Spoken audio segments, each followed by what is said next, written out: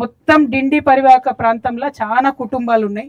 చాలా దగ్గరలో ప్రాజెక్ట్ ఆగిపోయింది, ఇంకా పెండింగ్లు ఉన్నది, డబ్బులు వస్తలేవు దీనికి. కాబట్టి ఇంకెన్నేళ్ళు అవుతుందో కూడా తెలిసేటటువంటి పరిస్థితి లేదు.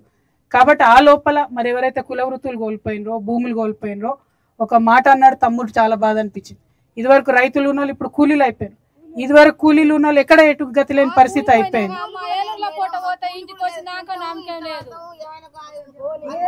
ఊరు మొత్తం ఎత్తిపోయింది, ఊరు మొత్తం అందరు వెళ్ళిపోయింది. కాబట్టి ఏం కదా ఏం కదా బాధపడ.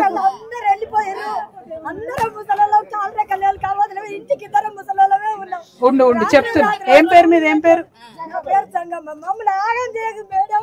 నువ్వు ముఖ్యమంత్రి బిడ్డకు వచ్చావు, మాకు ఏదన్నా సాయం చేసిపోవాలి మేడం, అంతే. మాకు చేసిపోతామా? చేసిపోతా, అందుకే వచ్చిన.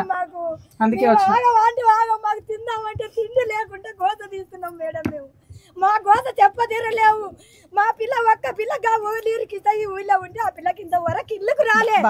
ఏం చేస్తాం మేడం? మాకు గోత తీస్తున్నాం మేడం, మస్తు బాధ మాకు. మా పిల్లలు పోయి కూలి చేసుకొని పట్టణాలు బతుకుదామంటే నా పడికి మేము చస్తే మాకు వచ్చే పరిస్థితి లేదు మేడం. మాకు అంత గోత ఉంది మేడం. మాకు నువ్వు ముఖ్యమంత్రి విజయ వజ్రం మేడం, నీకు దండం పెడతాం. మాకు ఏదన్నా మాట్లాడతా అందుకే వచ్చిన.